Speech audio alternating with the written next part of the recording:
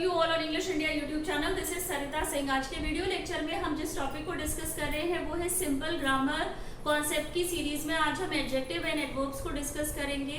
Adjective adverb में क्या difference है, आप किसी भी सेंटेंस में किस तरह से आइडेंटिफाई करेंगे कि कब वो वर्ड एज एन एडजेक्टिव आया है और कब वो एज ए एडवर्ब वर्क कर रहा है सेंटेंस में. इन दोनों को ही डिस्कस करने से पहले हम ये समझते हैं कि एडजेक्टिव्स क्या होते हैं. एडजेक्टिव वो वर्ड्स होते हैं जो हमेशा ही नाउन या प्रोनाउन को डिफाइन करते हैं, उनके बारे में हमें बताते हैं. एडवर्ब वो वर्ड्स होते हैं जो किसी भी सेंटेंस में आए हुए वर्ब को डिफाइन करते हैं, एडजेक्टिव को डिफाइन करते हैं और अनदर एडवर्ब को डिफाइन करते हैं. अब एडजेक्टिव हम किसी भी सेंटेंस में किस तरह से आइडेंटिफाई करेंगे इसको डिस्कस करते हैं. तो एडजेक्टिव के बारे में जब हम बोलते हैं, जब हम बात करते हैं, ये हमें विच वन का आंसर देता है. मतलब कि व्हाट, विच एंड हुज का जब हमें आंसर मिलता है क्वेश्चन करने पर, या नाउन से जब हमें आंसर मिलता है, तो उन वर्ड्स को व्हाट, विच या हुज को हम इंटेरोगेटिव एडजेक्टिव्स बोलते हैं, क्योंकि ये क्वेश्चन पूछने का काम करते हैं. जो भी वर्ड्स क्वेश्चन पूछने का काम करते हैं वो इंटेरोगेटिव कहलाते हैं, और व्हाट, विच, हुज ये इंटेरोगेटिव एडजेक्टिव है. अब जब हम व्हाट काइंड की बात करते हैं तो व्हाट काइंड में वो एडजेक्टिव आते हैं जैसे कि I have a black pen. तो यहाँ पर जो पेन है उसके बारे में उसका काइंड क्या है, वो किस टाइप का है, ब्लैक पेन है. तो ब्लैक यहाँ पर क्या हुआ, एडजेक्टिव हुआ, क्योंकि उसने पेन को डिफाइन करा है. I have a red car, तो what kind of car I have, it is a red car. तो रेड क्या है, जब हम काइंड की बात करते हैं कि हमारे पास जो भी थिंग है उसका टाइप क्या है, मतलब वो किस टाइप का है, काइंड क्या है उसका. अब जब हाउ मेनी की हम बात करते हैं, हाउ मेनी से हमें आंसर मिलता है कि आई हैव 2 पेन्स या I have 3 apples.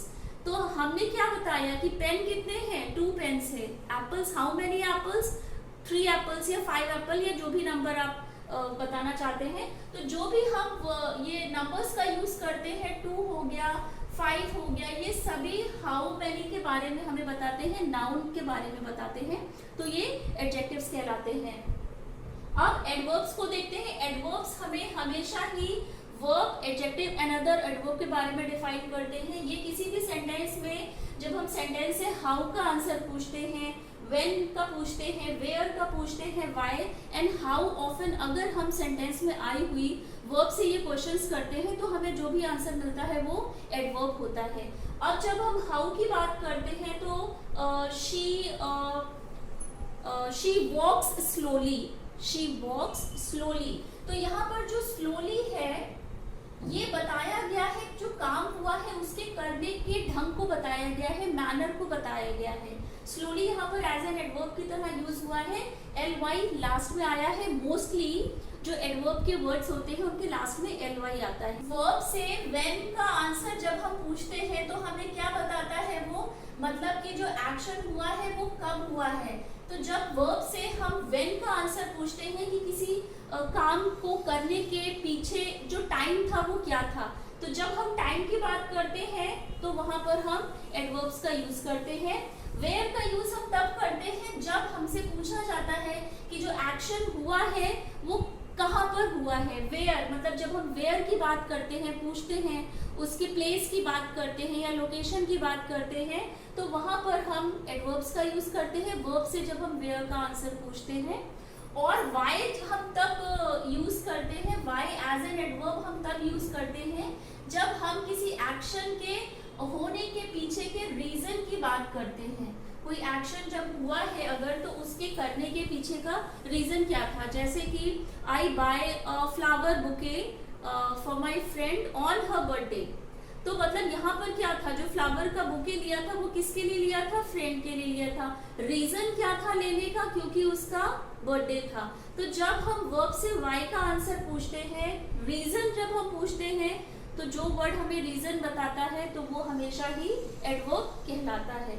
How often का मतलब हुआ कि किसी काम को करने की फ्रीक्वेंसी क्या थी. फ्रीक्वेंसी का मतलब हुआ कि जो भी काम हुआ है, जो एक्शन हुआ है वो कितनी बार हुआ है. वो ऑन डेली बेसिस हुआ है या वीकली हुआ है, वंस इन अ वीक हुआ है या ट्वाइस इन अ वीक हुआ है. तो फ्रीक्वेंसी क्या थी, जो वर्ब हुआ है, जो एक्शन हुआ है, जैसे कि आई वॉक डेली, तो जो वॉक है वो मैं कब करती हूँ, ऑन डेली बेसिस, तो उसकी फ्रीक्वेंसी क्या है कि डेली मैं वॉक करती हूँ। ly ऐड है, एडवर्ब है। तो यहाँ पर आपको ये चीज याद रखनी है कि एडवर्ब ऑफ टाइम और फ्रीक्वेंसी में जनरली लोग कंफ्यूज होते हैं। एडवर्ब ऑफ टाइम आपको बताता है, एडवर्ब ऑफ टाइम आपको बताता है कि जो एक्शन हुआ है वो कब हुआ है, टुडे हुआ है, आज हुआ है, या कल होगा, टुमारो जब हमें बताता है तो वहां पर हम एडवर्ब ऑफ टाइम के बारे में बात करते हैं, आज हुआ है, कल हुआ था या कल होगा, तो वो हमें एडवर्ब ऑफ टाइम बताता है जब हम वर्ब से आंसर पूछते हैं व्हेन। और फ्रीक्वेंसी हमें बताती है कि जो एक्शन हुआ है वो कितनी बार हुआ है, ऑन डेली बेसिस हुआ है, ट्वाइस इन अ वीक हुआ है, या थ्राइस इन अ वीक हुआ है, तो वो हमें एडवर्ब्स बताते हैं। अब यहाँ पर कुछ एग्जांपल्स मैंने लिखे हैं। यहाँ पर जैसे कि हम जनरली कहते हैं कि वो वर्ड्स जिनके लास्ट में ly आता है वो हमेशा ही एडवर्ब्स होते हैं, लेकिन आपको सेंटेंस को पढ़ के, वर्ड को पढ़ के, पूरे सेंटेंस को पढ़ के आपको भी आइडेंटिफाई करना होगा कि कब कौन सा सेंटेंस अगर उसके पीछे ly लगा है तो वो एज एन एडजेक्टिव की तरह आया है सेंटेंस में, या कब वो एज एन एडवर्ब की तरह आया है। तो कुछ ऐसे सेंटेंस को डिस्कस करते हैं, जैसे कि Poonam takes piano lessons weekly, तो यहाँ पर जो वीकली है वो एज एन एडवर्ब की तरह आया है, क्योंकि यहाँ पर बताया गया है, फ्रीक्वेंसी के बारे में बात हो रही है कि वो जो पियानो के लेसन्स लेती है, बट वो कब लेती है, ऑन वीकली बेसिस, मतलब वीकली लेती है। तो यहाँ पर फ्रीक्वेंसी की बात हो रही है, एडवर्ब ऑफ फ्रीक्वेंसी की बात हो रही है, तो यहाँ पर वीकली एज एन एडवर्ब की तरह आया है। नेक्स्ट एग्जांपल है शालिनी रीड्स वीकली मैगजीन, तो वीकली यहाँ पर भी है, वीकली यहाँ पर भी है, लेकिन यहाँ पर जो सब्जेक्ट है वो शालिनी है, रीड्स यहाँ पर वर्ब है, शालिनी यहाँ पर सब्जेक्ट है, वर्ब क्या हुई है, जो वर्ब हुई है वो वीकली की बात हो रही है।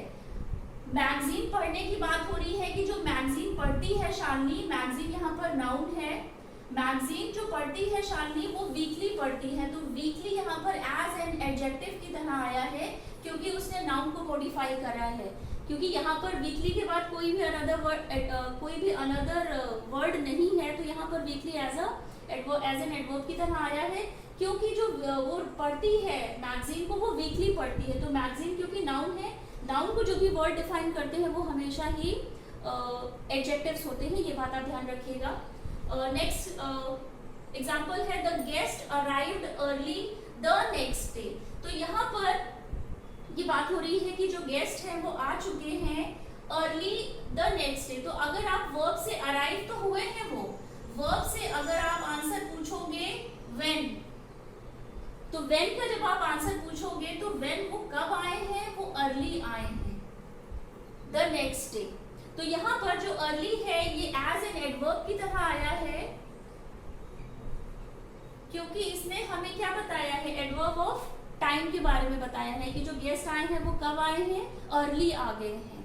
नेक्स्ट एग्जांपल है I am an early riser, तो यहाँ पर आई सेंटेंस का सब्जेक्ट है, एम जो है वो हेल्पिंग वर्ब है, एन एज एन आर्टिकल की तरह आया है, और अर्ली राइजर क्योंकि ये राइजर को बता रहा है, राइजर क्या है, नाउन है, नाउन को जो भी वर्ड डिफाइन करते हैं वो हमेशा ही एडजेक्टिव होते हैं, ये आप ध्यान रखिएगा।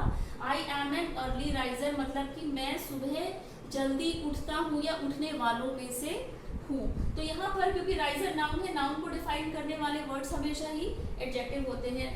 नेक्स्ट एग्जांपल है stand clear of the closing door please, तो जनरली आपने सुना होगा जब कहीं पर गैदरिंग होती है, एग्जिट गेट होता है या एंट्री गेट होता है, तो वहाँ पर एक तरह से अनाउंसमेंट होती है कि प्लीज आप जो गेट है उसके सामने से हट जाइए, क्योंकि अगर डोर क्लोज होगा या डोर ओपन हो रहा है तो it might be possible the person who are standing in front of the gate they might be hit, तो यहाँ पर इसलिए ये अनाउंसमेंट होता है। तो यहाँ पर है stand clear of the closing door का मतलब है, तो क्लियर यहाँ पर क्या किस सेंस में आया है, क्लियर एज एन एडवर्ब की तरह आया है, क्योंकि रीजन बताया है ना कि आप डोर के पीछे से हट जाइए, क्यों हट जाइए, बिकॉज जो डोर है वो क्लोज होने वाला है, तो जब हम वर्ब से आंसर पूछते हैं कि क्लोज होने वाला है, बट रीजन क्या है क्लोज होने का, क्योंकि डोर क्लोज हो रहा है, इसलिए आप जो रास्ता है, जो स्टैंड क्लियर का मतलब हुआ कि जिस रास्ते पे आप खड़े हैं या वो रास्ता जो डोर के सामने है उसको आप क्लियर कर दीजिए। तो यहाँ पर क्लियर एज एन एडवर्ब की तरह आया है क्योंकि रीजन बताया है, जो काम हो रहा है उसके पीछे का रीजन क्या है कि आप, इट माइट बी पॉसिबल कि आप हर्ट हो सकते हैं। तो यहाँ पर क्लियर एज एन एडवर्ब की तरह आया है। लास्ट एग्जांपल है we swim in the clear water. तो यहाँ पर स्विम, जो स्विमिंग करते हैं in the clear water, water यहाँ पर नाउन है।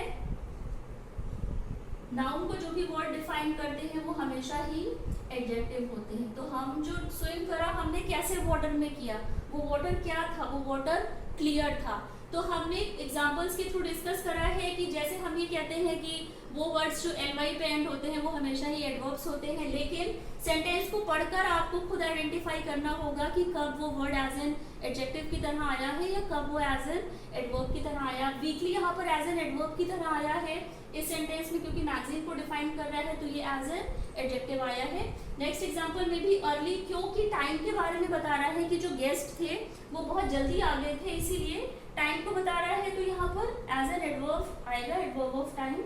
अर्ली राइजर क्योंकि नाउन को डिफाइन कर रहा है तो ये एडजेक्टिव होगा। और क्लियर क्योंकि रीजन बता रहा है डोर के क्लोज होने का, इसलिए यहाँ पर क्लियर एज एन एडवर्ब की तरह आया है। We swim in the clear water. Water को और डिफाइन करा है कि वाटर कैसा था, क्लियर वाटर था। तो आज के वीडियो लेक्चर में हमने कुछ एग्जांपल्स के थ्रू डिस्कस करा है कि कब आप डिफरेंशिएट करेंगे या कब आप आइडेंटिफाई करेंगे कि कोई भी वर्ड किसी भी सेंटेंस में एज एन एडजेक्टिव की तरह आया है या एज एन एडवर्ब की तरह आया है। तो आज के वीडियो लेक्चर में बस इतना ही। आई होप आपको आज का वीडियो लेक्चर पसंद आया होगा। इस चैनल पर इससे पहले भी जो भी वीडियोस बन चुके हैं वो सभी चैनल की प्लेलिस्ट पर है। प्लीज़ आप वो प्रीवियस के वीडियोस भी देखें और चैनल को लाइक, सब्सक्राइब एंड शेयर जरूर करिएगा। बेल आइकन को प्रेस कर दीजिएगा। पॉजिटिव कमेंट्स आपके आते हैं तो वो एक तरह से इनकरेज करते हैं हमें। And till then take care, मिलते हैं अपने नेक्स्ट वीडियो लेक्चर में।